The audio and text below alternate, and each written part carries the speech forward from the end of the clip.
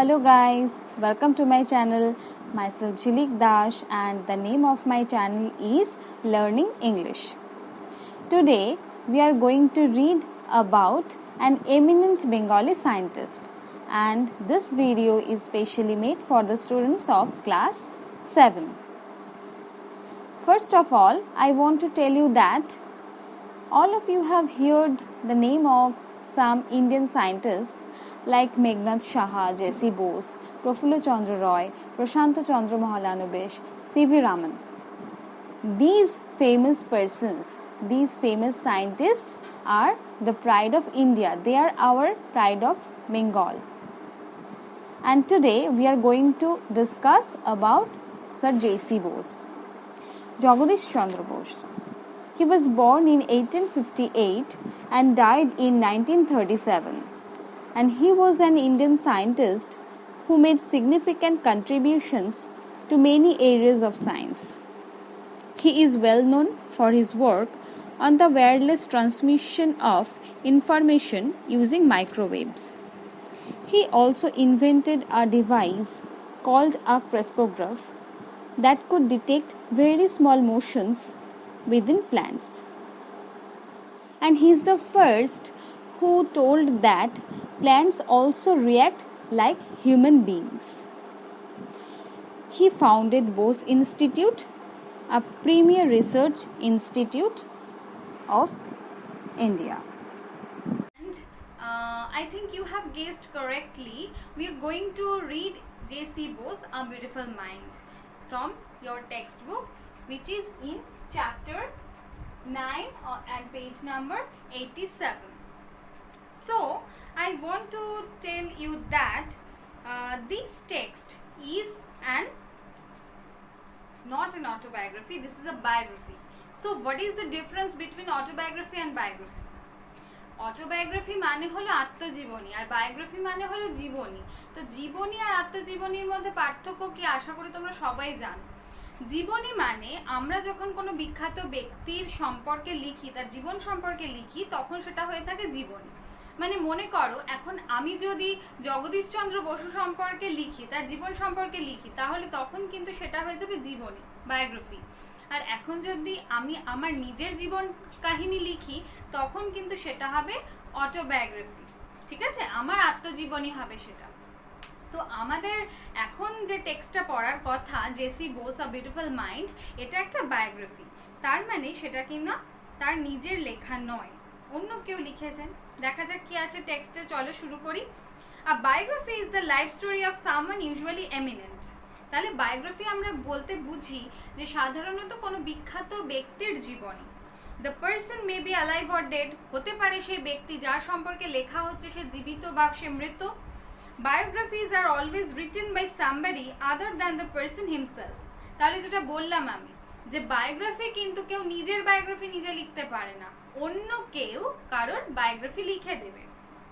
We read biographies of eminent persons so that we may learn about them and try to be like them. আচ্ছা, তাহলে biography লেখার উদ্দেশ্য কি? আমরা কেন বায়োগ্রাফি লিখি বা কেন বায়োগ্রাফি আমরা পড়ি? যাতে করে বিখ্যাত মানুষটার মতো আমরা হতে পারি, তাকে আমরা আইডল হিসেবে মেনে নিয়ে আমরা যাতে জীবনে চলতে পারি, সেই কারণেই আমরা বিখ্যাত ব্যক্তিদের বায়োগ্রাফিগুলো পড়ে থাকি। So, let's read. Historically, 1895, India was under the British rule. মানে ঐতিহাসিকভাবে 1895 সাল যে সময়টা ছিল ভারতবর্ষ ব্রিটিশদের অধীনে। A different history was made that year at the town hall in Calcutta. এবং সেই বছরই কলকাতার টাউন হলে একটা ভিন্ন ইতিহাস তৈরি হলো। দেখা যাক কি ইতিহাসের কথা বলছে। An interesting demonstration was performed by Jagadish Chandra Bose, an assistant professor of Presidency College. দেখো ডেমনস্ট্রেশন নিয়ে।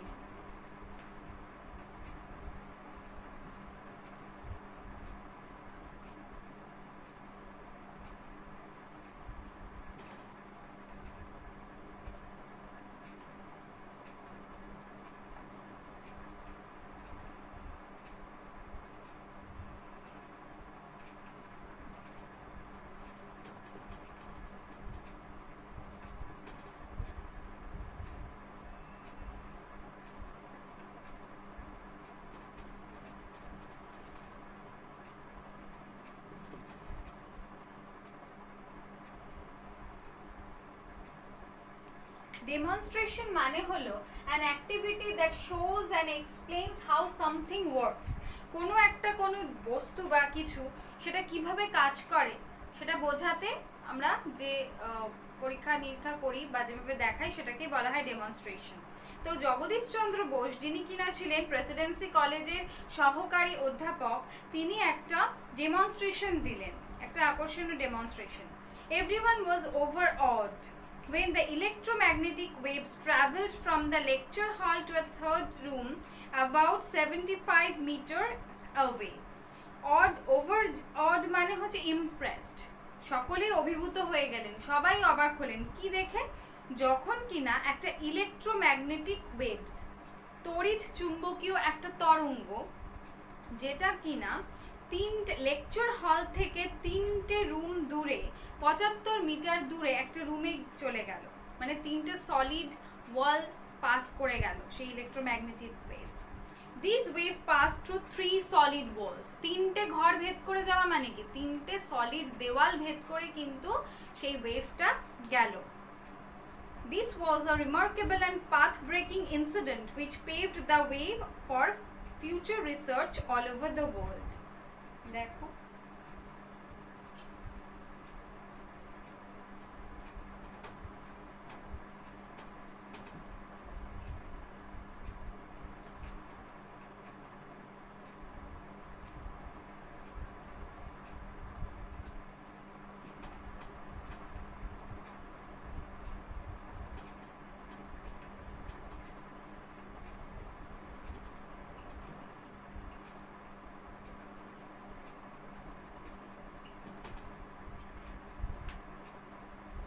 paved মানে দেখো created a situation in which something can happen, মানে তিনি এই যে পরীক্ষা নিরীক্ষা করে দেখালেন পরবর্তীকালে এরকম আরো কিছু বিষয় ঘটতে পারে তাকে অনুসরণ করে, তো সেই রাস্তাটাই তিনি সহজ করে দিয়েছিলেন।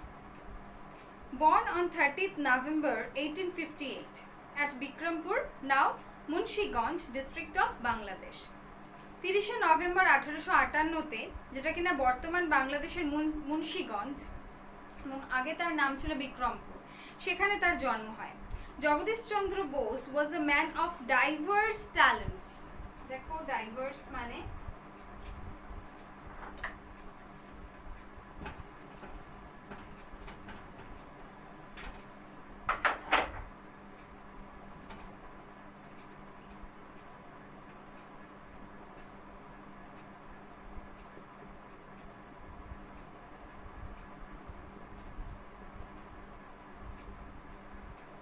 of various kinds, তার মানে তার বিভিন্ন বিষয়ে জ্ঞান ছিল, বিভিন্ন বিষয়ে তিনি ছিলেন জ্ঞানী। A physicist, botanist and biologist as well as a writer of science fiction. শারীরতত্ত্ববিদ, জীবন বিজ্ঞান বিষয়ে তার যথেষ্ট অভিজ্ঞতা ছিল, উদ্ভিদ বিদ্যাও তার জানা ছিল এবং তার পাশাপাশি তিনি সায়েন্স ফিকশনও লিখতেন, কল্পবিজ্ঞানের গল্প। His father, Bhagavan Chandra Bose, was a leader of the Brahmo Samaj, এবং তার বাবার নাম ছিল ভগবান চন্দ্র বোস, যিনি কিনা ব্রাহ্ম সমাজের নেতা ছিলেন। He worked as a deputy magistrate in Faridpur, Bardhaman and in other places. এবং তিনি ডেপুটি ম্যাজিস্ট্রেট হিসেবে ফরিদপুর, বর্ধমান এবং অন্যান্য জায়গাতেও কাজ করেছেন। Jagadish Chandra's education started in a vernacular school because his father believed that one must know one's mother tongue before learning any other languages. তার school জীবন শুরু হয়েছিল ভার্নাকুলার মানে মাতৃভাষার মাধ্যমে শিক্ষা হয় যে বিদ্যালয়গুলোতে, তো সেই রকমই একটা মাতৃভাষার মাধ্যমে শিক্ষার কেন্দ্র, সেখানেই তার পড়াশোনা শুরু হয়, মানে ধরতে গেলে এখানে বেঙ্গলি মিডিয়ামের কথাই বলা হচ্ছে। সেখানেই তার স্কুল জীবন শুরু হয়। কেন? তার বাবা বিশ্বাস করতেন যে কোনো অন্য ভাষা শেখার আগে মানুষের উচিত সবার প্রথমে নিজের ভাষাকে শেখা। Besides, one should know one's own people, এবং তার পাশাপাশি মানুষকে তার নিজের মানুষজনকে চিনতে হবে তো। Speaking at the Bikrampur conference in 1915, Bose said, বিক্রমপুরের একটা কনফারেন্স হয়েছিল 1915-তে, তাতে বোস বলেছিলেন, at that time sending children to English school was a privilege status symbol. সেই সময়টা বাচ্চাদেরকে ইংলিশ মিডিয়াম স্কুলে পাঠানোটা একটা স্টেটাসের বিষয় ছিল। In the vernacular school to which I was sent, the son of the Muslim attendant of my father sat on my right side and the son of a fisherman sat on my left. এবং আমি যে স্কুলে পড়তাম সেখানে আমাদের যে মুসলিম attendant তার ছেলে বসতো আমার ডান দিকে এবং এক মাছ বিক্রেতার ছেলে বসতো আমার বাঁ দিকে। They were my playmates. তারাই ছিল আমার খেলার সঙ্গী। I listened spellbound to their stories of birds, animals and aquatic creatures. Spellbound মানে মন্ত্রমুগ্ধ। মন্ত্রমুগ্ধের মতন আমি তাদের নানান গল্প শুনতাম, পাখির গল্প, জীবজন্তুর গল্প, জলজ প্রাণীদের গল্প। Perhaps these stories created in my mind a keen interest in investigating the working of nature. হতে পারে এই সমস্ত গল্পগুলোই হয়তো আমার মধ্যে একটা অদম্য ইচ্ছাকে জাগিয়ে তুলেছিল। কিসের ইচ্ছা? না প্রকৃতিকে নিয়ে কাজ করার একটা ইচ্ছা। When I returned home from school, accompanied by my school fellows, my mother welcomed and fed all of us without discrimination. Accompanied মানে সঙ্গ।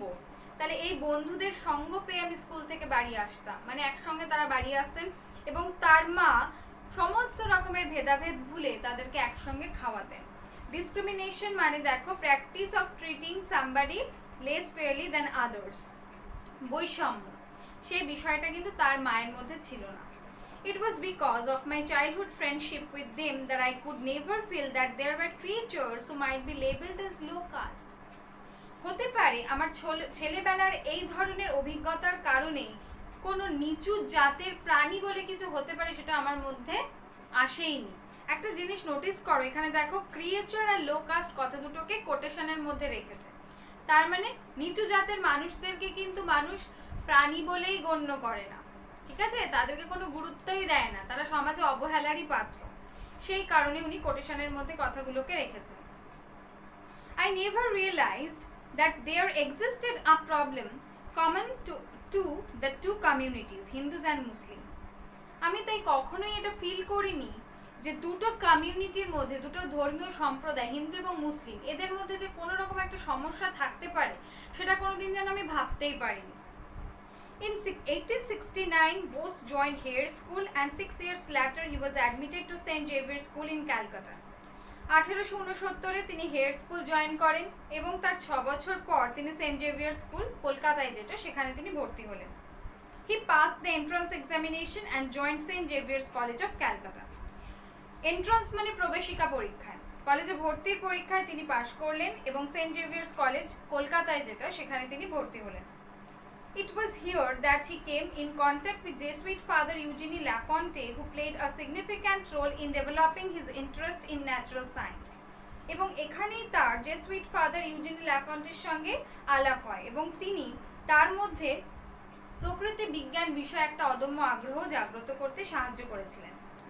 Later, Bose went to England and secured admission in Christ College, Cambridge, to study natural science. এবং পরবর্তীকালে তিনি ইংল্যান্ডে যান এবং সেখানে কেমব্রিজের Christ কলেজে ভর্তি হন। কেন? ন্যাচারাল সায়েন্স, প্রকৃতি বিজ্ঞান নিয়ে পড়ার জন্য। In 1884, he received the Natural Science Tripos from the University of Cambridge and a BSc degree from the University of London. এবং তারপর 1884-তে তিনি ন্যাচারাল সায়েন্সের ট্রাইপাস ডিগ্রি পান। কোথা থেকে? কেমব্রিজ ইউনিভার্সিটি থেকে এবং ইউনিভার্সিটি অফ লন্ডন থেকে বিএসসি ডিগ্রি লাভ করেন। The following year, মানে ঠিক তার পরের বছর, মানে 1885-এ Bose joined Presidency College as officiating professor of physics. তিনি ফিজিক্সের প্রফেসর, অধ্যাপক হিসেবে যোগদান করেন। But he was not provided facilities of research. Research মানে গবেষণা, কিন্তু তাকে গবেষণার কোনো সুযোগ সুবিধা দেয়া হতো না। He was also offered lower salary than his European colleagues. Colleagues মানে সহকারী। তো তার অন্যান্য ইউরোপিয়ান সহকারীদের তুলনায় তাকে কম টাকায় বেতন দেওয়া হতো।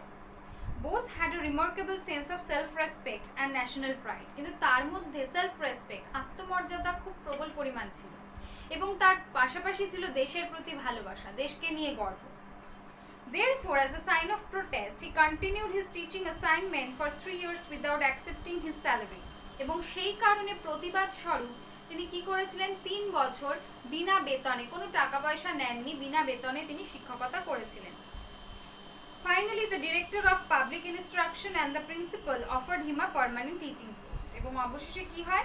পাবলিক ইনস্ট্রাকশন কমিটির যে ডিরেক্টর এবং তার পাশাপাশি কলেজের যে প্রিন্সিপাল, তিনি তাকে একটা স্থায়ী শিক্ষকতার চাকরি দিলেন, মানে একটা স্থায়ী শিক্ষকের পদ দিলেন। তো এটা আমরা পড়লাম ইউনিট 1 জেসি বোসে। আশা করি ভালো লেগেছে। যদি মনে হয় যে কিছু অসুবিধা আছে, কোনো মিনিং বুঝতে পারছো না, তাহলে অবশ্যই কমেন্ট বক্সে কমেন্ট করো, আমি রিপ্লাই দেব। Okay, thank you.